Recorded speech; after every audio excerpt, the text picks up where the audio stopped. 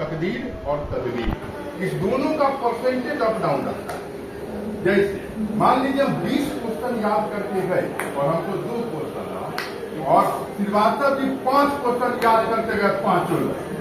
इसका मतलब ये हुआ कि मेरा तकदीर कम सा या तदबीर ज्यादा करना पड़ा।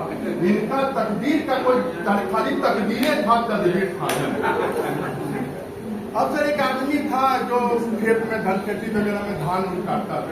तो आप देखे होंगे कि धान उनके खेत जब रहता है या गेहूं आता है, उसमें मूस जो है अंदर एक बिल बना देता है और उसी में बाली को काट करके रख लेता है और साल भर उसका भोजन करता है।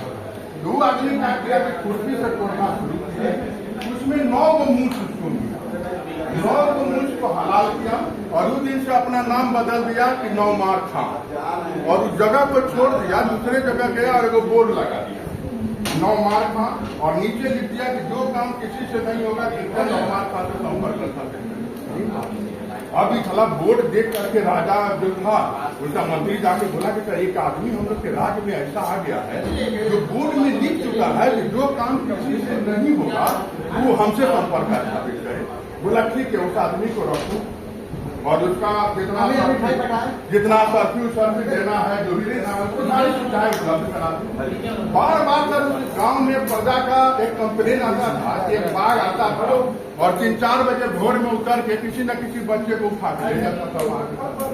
मंत्री भी परेशान थे राजा तो मंत्री से पूछे राजा की कुछ उपाय बताओ। बोला तो आप उपाय क्या बताना, आपके राज्य में नौमार खां मौजूद है, उसको बुलाया जाए। अब नौमार खां को बुलाया राजा, बोले नौमार खां तुम काम क्या करते हो? बोला जो काम किसी से नहीं होगा लिखाइए बोर्ड में लिखा हुआ है सर, यही मेरा एबिलिटी है, सर्टिफिकेट भी लिखा है। तो बोला कि सर ठीक है, तो वो काम करना है। बोला क्या?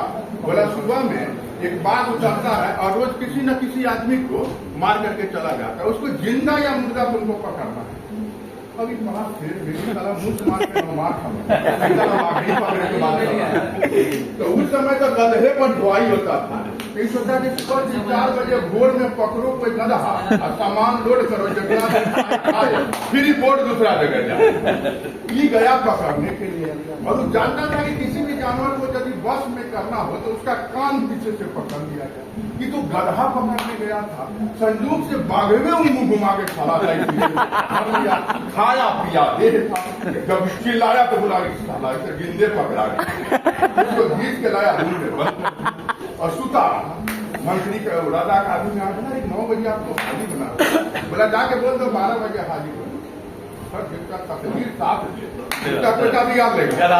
12 बजे गया उठ करके बोला काम हमारे पास तुमको 10 बजे बोला था, बुलाया तो 10 बजे जरूर गया था, काम की बात करिए सर। आपने बोला था कि जिंदा या मुर्दा बाघ को पकड़ना है, जिंदा बाघ का रूम में बंद है। तो गधा पकड़ने गया था, भला बाघ पकड़ा गया। अब तो बाघ पकड़ा गया था तब बोला कि ठीक है, अब तो इसको मारना है तो कोई भी मार देगा।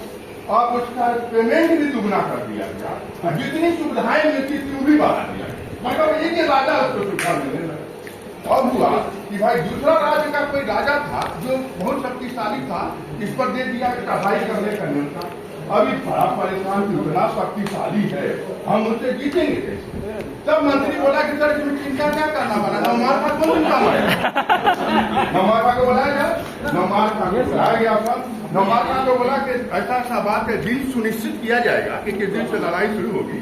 लेकिन उस समय तो घोड़े घोड़ी पर लड़ाई होती थी, तुम अस्तबल में चल करके घोड़ा या घोड़ी चुन लो।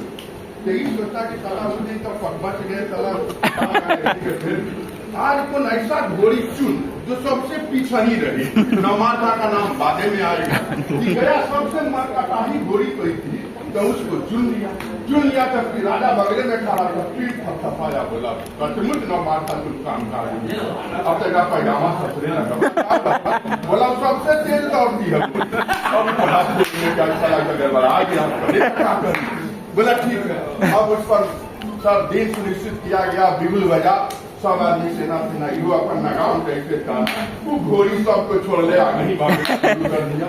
देखा कि चला कोई उपाय नहीं है, वो पीपल का घास था सब सूखा हुआ था। देखा कि उसको घर पांचा पकड़ नहीं तो उनका अपनो जान चला गया। वो पकड़ा जड़े से उखड़ गोलियां पर दाद दिया सीधा टहनी पहनी डर कर। अब उधर का जो सेनापति था वो देखा, बोला तेरी समझ का टहनी पहनी से लेके आ रहा है, जितना तो दूर है सब मर जाएगा चाहिए। बोला तब करना क्या, बोला जल्दी हार मान लो, ऐसे एक कोस आगे निकल गया तो सब पीछा ही था। बोला तुमको तो बोला ऐसा नहीं होगा, लिख के दो, बोला लिख के दो, घर के नोट पे लिख के दिया कि मैं आपसे मैंने हार मानता हूँ। वो नहीं पीपल के गाछ फेंका, लौट के आया, राजा महाराजा सब जा, बोला कहाँ जा रहे, बोला युद्ध खत्म ठीक हो गया। बोला साला सचमुच काम का आदमी है भाई। और उसके बाद जगह उसका राजा को जितनी सुविधाएं बोला भी उतना सुविधा कर दिया।